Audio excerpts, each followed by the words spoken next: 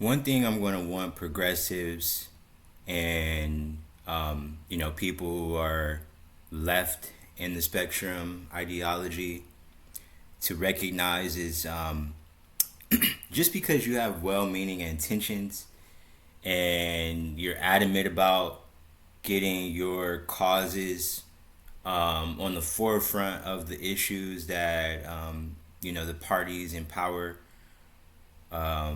recognize, doesn't necessarily mean that states and groups will make those the center focal points of their campaigns, let alone the party in power, as I said, or in this case, the White House, right? We have a dominant Senate right now of Democrats. But as I said, that doesn't guarantee votes are going to go one way or the other.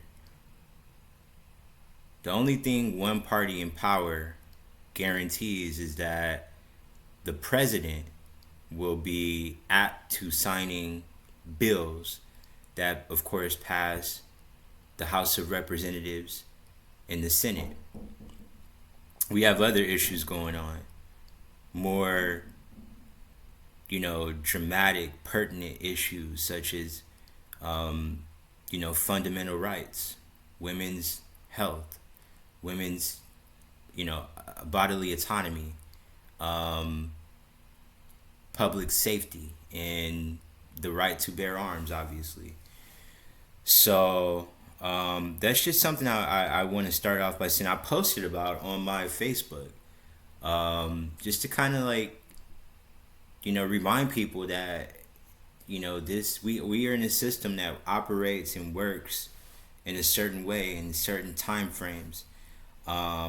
It doesn't suit any one party or individual or cause. It's just a open system that has to be maintained first of all, but levied in such a manner that everyone has equal access to make those opportune changes. I'm mentioning that post because I want to give background to this video. First of all, hello everybody. I'm still keeping this train rolling, just starting off. And I know I said I'll probably be coming to you at least once a week, but life happens, so I'm going to do the best that I can and staying consistent and giving content that is necessary, relevant, and noteworthy to urban politics. I'm going to get right into it. You guys see the thumbnail, and what that is going to show you is that the theme of this regular broadcast and feed that I'll be emitting out has something close, has a very personal relationship to me, in my life. The obviously the picture of Barack Obama, we all know who he is, but I took that picture actually in my community, Leimert Park, where I actually found out that Barack Obama visited when he was running for president. And even before he, ascended to politics, his first book was, picked up by Isawan Books. Isawan Books is a famous bookstore in Leimert Park. They've been around for, over 30 years, my whole life, basically. And, they do a lot for the community. So that picture, as I was saying, the thumbnail that's on this feed description, was taken by me when I was just starting off in neighborhood councils. Neighborhood councils are a part of the city council, public officials network that works with the mayor in City Hall and throughout Los Angeles County, serving the people. And that's actually what I'll be talking about a little bit. I work with City Hall. Been in there for about a year now, almost coming up on a year. That picture was taken a year ago, and the reason why I'm bringing it up is because it's not there anymore. That picture was, covered by other art, and in Leimert Park, which I'm very familiar with. It's like my second home away from home. Not going to lament too much about the picture and why it's not there anymore.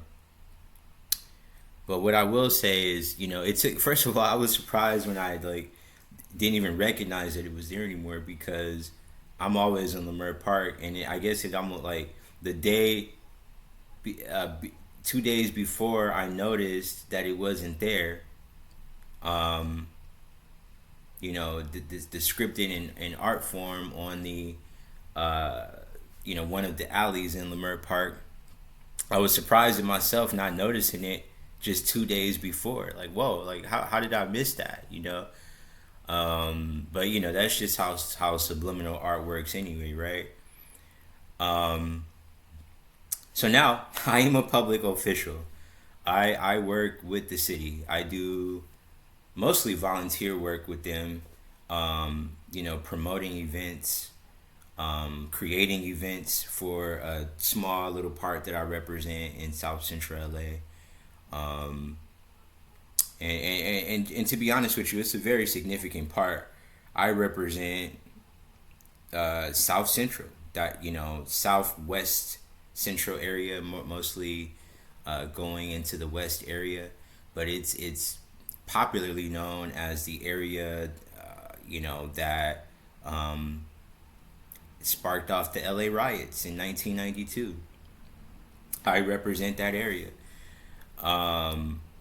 Right in the heart of where, those tragedies and unvoiced citizens created their uprising, and of course rioted for quite a few days. I was just a baby then, I didn't know, the effect that would continue into today, and the persistent injustices that have to be recognized. So yeah, let me get to the video and say that, Barack Obama was an inspiration to me as a young man when I was in high school, still trying to figure out myself and my goals. The kind of character that I expected of myself going to a pretty good high school, a charter high school, one of the first charter high schools that was formed in all of the United States. And I was fortunate and blessed enough to actually meet the man himself, the man that is described in my thumbnail, the first African American president, the 44th president, Barack Hussein Obama. I met him. I didn't get a chance to shake his hand or anything like that, but I'm feet away from the man when he was giving one of his first major speeches, announcing his presidency in 2006, if I'm not mistaken. I was 16 years old. And I was involved in student politics, which is why I think the principal of my high school strongly wanted me to go. And on that note, let me give a shout out to my school principal. There's just some crop out pictures I had to make doing some stuff, online. But this guy right here, that's my college graduation picture for my Bachelor of Arts in Music Education. But that is me. And when I was 16 years old, you still see my youthful face. And my high school principal, Mr. John Newsom from Chicago. He was a young, pretty cool principal, very athletic, very involved with us. He used to play basketball in college. I think he went to Duke. Good man right there. He pretty much there's a reason why I keep that picture so close, because that man changed my life. And being a principal that I looked up to, that I looked like, that was hip and urban, and of course new in the sense of being one of a kind in that area, in high schools that were around for years, public high schools, dominating in the city. We were an exception, being a small, under 500 student charter high school, where our parents had to donate a lot of the resources. We had what they call were parent hours, where our parents literally had to, part of it being a privately funded institution, a charter school. We didn't get everything we needed, so our parents and our families and the community had to chip in. So that, I guess I'm saying that to think about how that was, I guess, community organization at its best. But we had our challenges. I was part of the first graduating class. But anyway, that picture was me when I was a junior in high school, receiving a first place award on an essay contest, where I wrote about Dr. Daniel Hell Williams, who was the man to perform the first successful open heart surgery here, during the Reconstruction era. He was a barber. He was a doctor, of course, and he also trained nurses. And I wrote about it because when I was young, I've always loved to write. I wanted to start off being in high school, just a writer. And I had a lot of aspirations in high school, but I've always known I wanted to be a teacher, and I've always loved writing. But I was pretty serious about actually writing biographies back when I was in high school, and even in the beginning of college. I used to, I just always loved learning about people and kind of expanding on their life the way I observed it. So shout out to Mr. Newsom, and shout out to Delta Sigma Theta sorority for awarding me with that scholarship. And I just know that it changed my life, like so many other people that had a profound effect on me, whether it was in school or politics, neighborhood councils today, the nonprofits that I work with. So anyway, this video, I'm kind of lamenting a little bit and thinking about my past and how I got in politics today. But one thing I want to focus on is, how we all have our civility and, I guess, calling to want to get involved and have connections to, community organization or community service. And that's the title of this video. It's a constant beat, right? That was 15 years ago for me when those effects were taking course in my life. and having an impact change in my life. Uh, Needless to say, um, I I'm sure I can say without a shadow of a doubt, had I not attended that event, and I'll probably drop that link in there too because I think that video is public where he actually Barack Obama when he was senator came to L.A. It's a nice sized crowd. He was over there by Dorsey High School, and he gave a pretty impassioned speech about the Constitution, about education, about progress that was needed in this country. So I'm not here to give my opinion on the man per se or how I look at his stances on public policy and the choices he's made as a senator, as president, as a leader. I definitely don't agree with everything he's proposed and fought for in his positions of authority. And that's why I'm in the public eye, in public office now to try to move in effect of how I want to see the grassroots taking its course throughout this whole country, but obviously particularly where I live in Los Angeles. There were decisions that he made that I look back at and say, okay, maybe he obviously it wasn't so much if he could have done something one way or the other, but when I think about what's needed today, I can't help but to think, how was that not thought about 10, 8, 5 years ago? Whether it was the election of 2016 getting hacked, or possibly ending the war a little bit faster.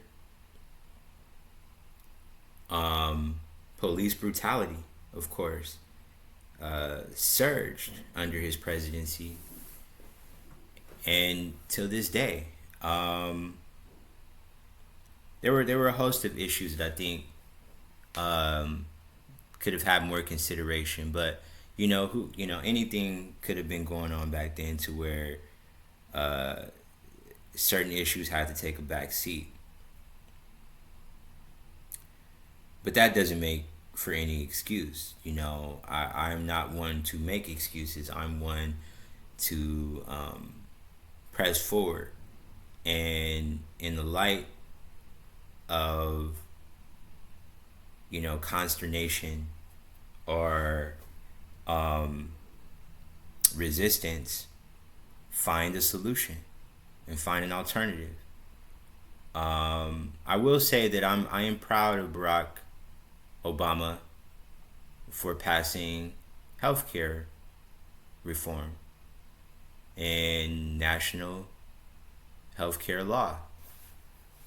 It was vastly important for so many, particularly in the minority communities, but what he really did, what was really more monumental about the healthcare legislation being passed, other than how it directly affect particular communities, is how it evolved our state to federal relationship as it pertains to taxation and requirements, business requirements. The healthcare bill was going to pass either way. As far as I see. But what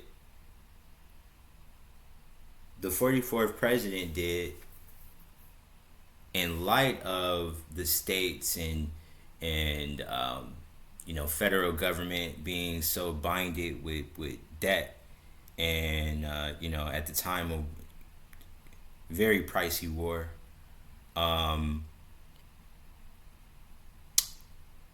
what it had to do with that relationship was, it it basically cleared it up. It made it easier for the states and the overall federal government to incentivize healthcare, which is very expensive, because it's a lifetime, investment, obviously.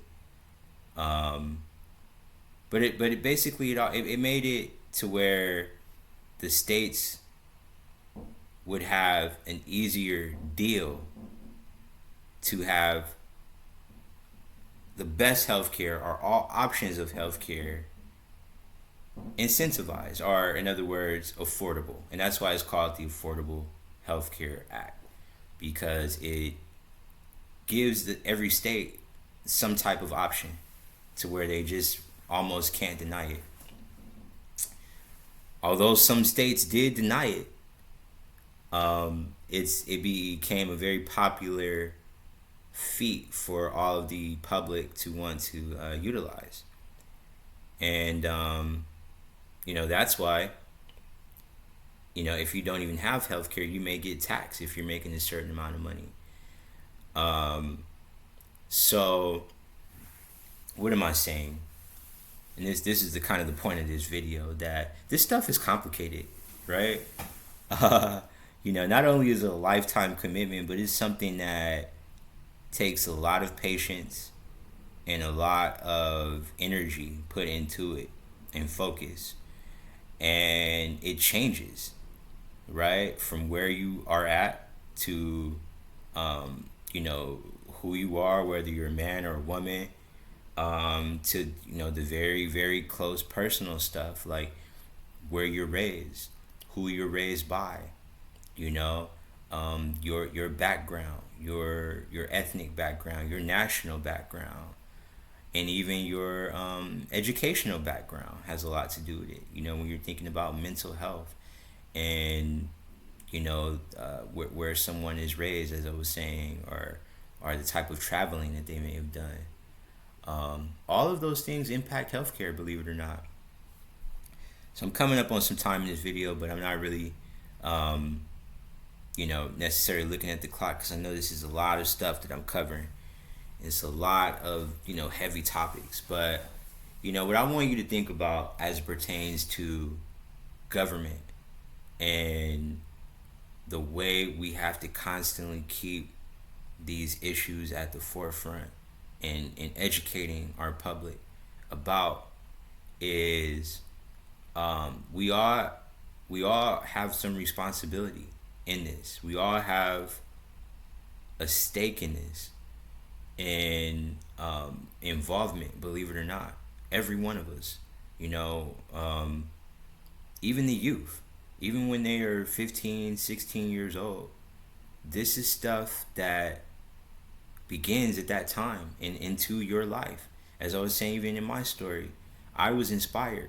I wasn't always, focused in high school and on what I needed to do and where I needed to go.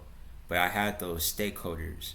I had the people willing to invest and willing to take their time in order to teach me what was necessary for me to succeed, based on what they saw my gifts were and what was needed in my development and maturity. And that's why I'm a teacher today. That's why I've always known I wanted to be a teacher, for the most part, as long as I've been a mature young man, that, I was able to calculate that there were a lot of people like me that needed that extra push, that extra assistance, and extra, motivation, right?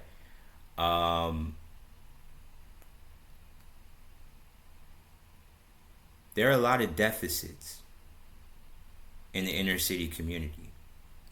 And Barack Obama should get some credit for bridging those gaps a little bit, whether it was through healthcare or not, whether it was in his leadership role in Chicago when he was senator, or whether it was,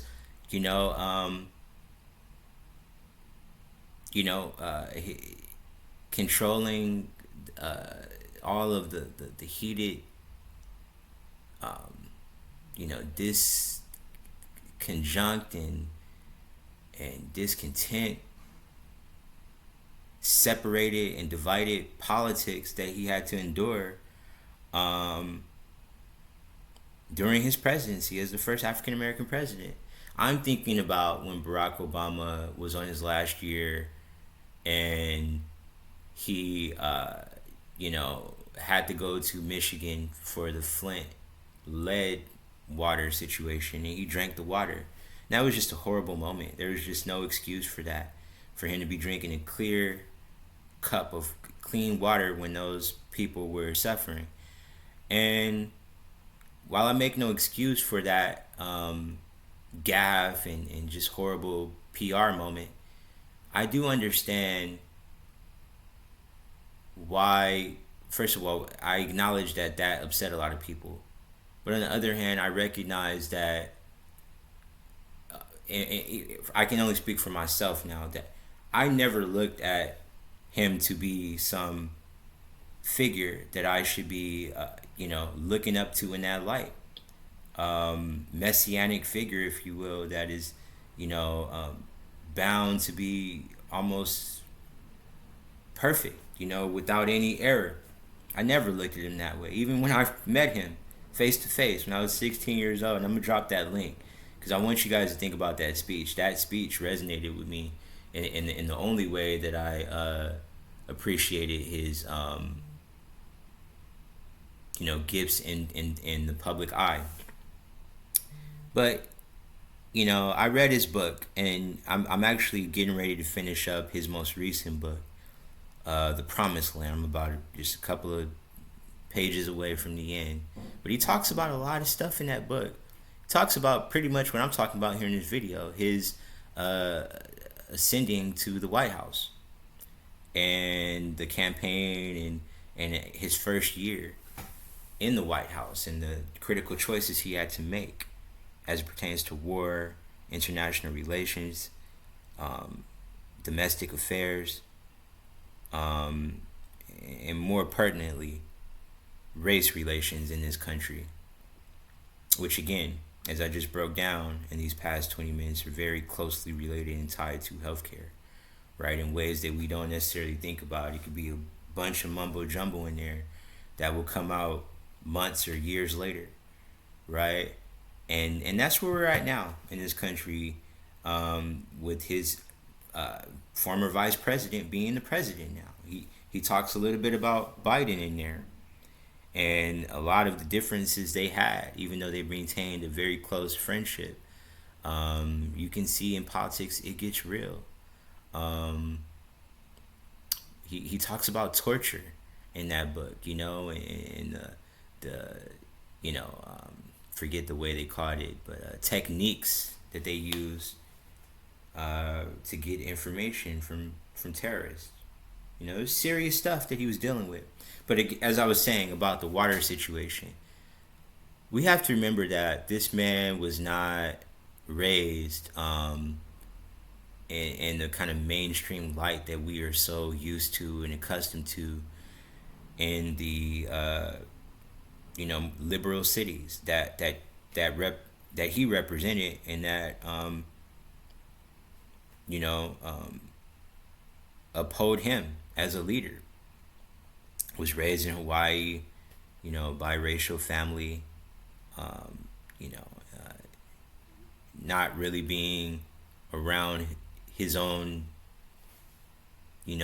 people, if you will, that he accepts as his people, as himself being, he said himself, he sees himself as an African American man. But it's ironic that he wasn't, necessarily raised in the African American.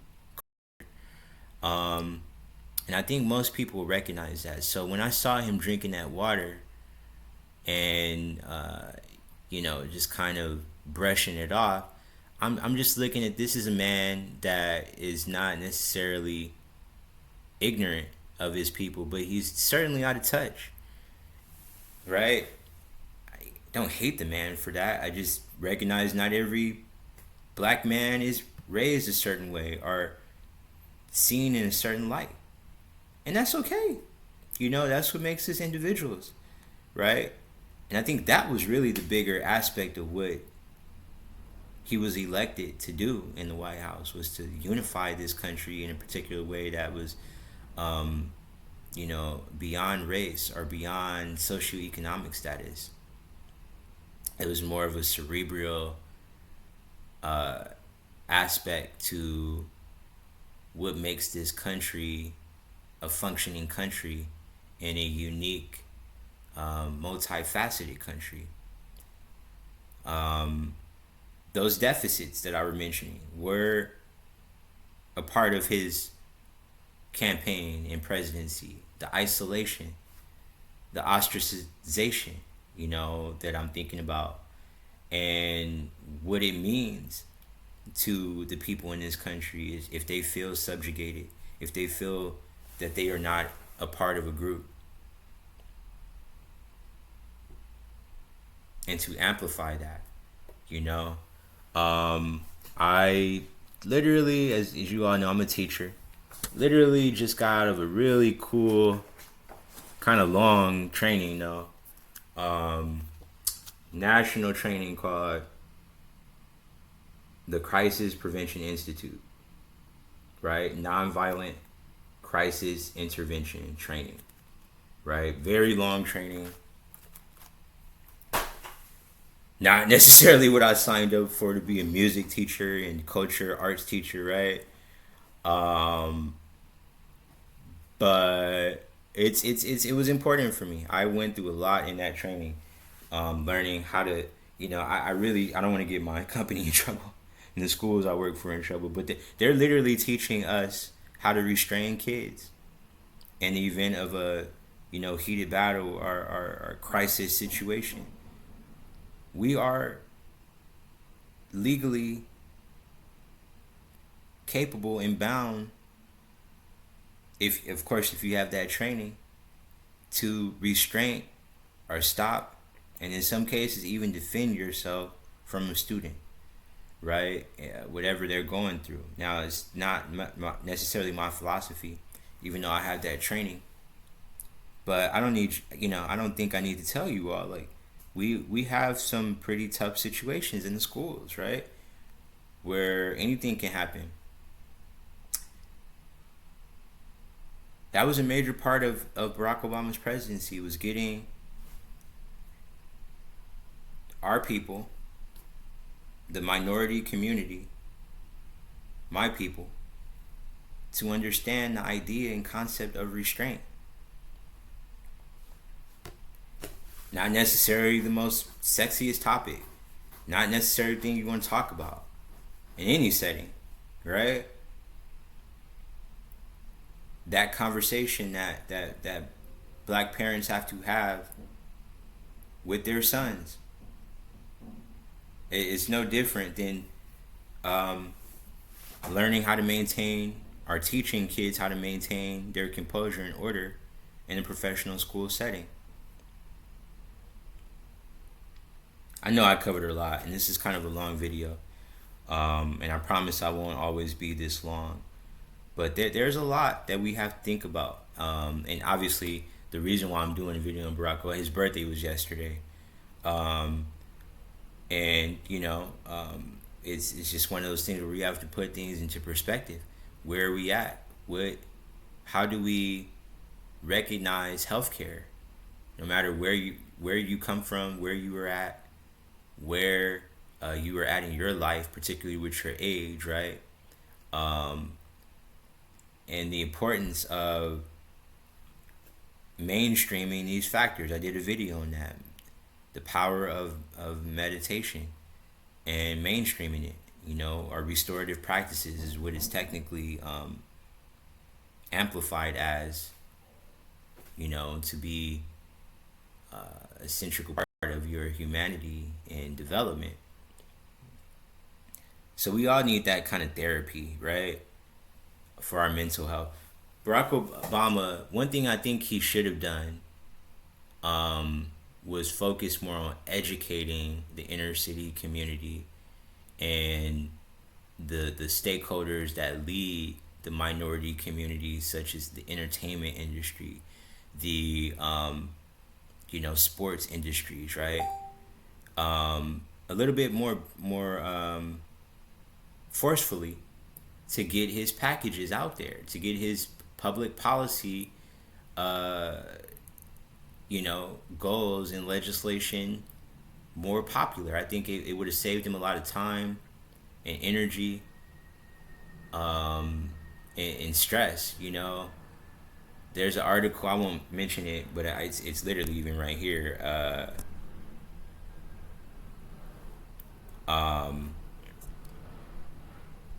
About how the rappers, I'm just kind of scrolling through it a little bit. Public Enemy's Chuck D, Curtis Blow, and Doug U. Fresh introduced rap's first official union, right?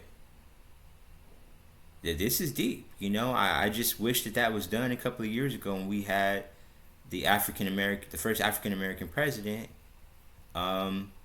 leading that, right? It's all good, can't put that on anyone, but that's just something I probably would have been focused on if I were the first black president.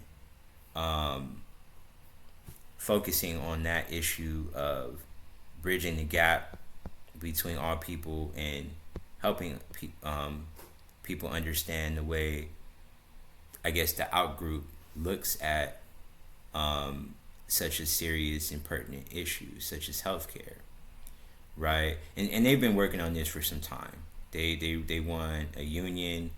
I think they've been working on this since April is what I was looking up. How to actually pass that,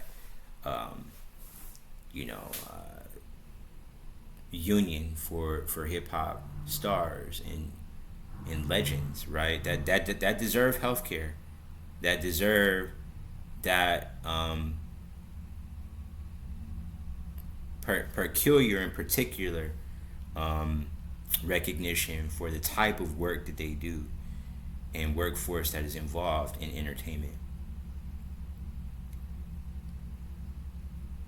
Thank you all for recognizing that part of my journey as a teacher, as a leader in the city, is to be relevant and topical and factual about what I'm presenting to you all, and that we all find some way to recognize that we all have a part to play in the community, and how we incentivize our own personal relationship to it. That is critical.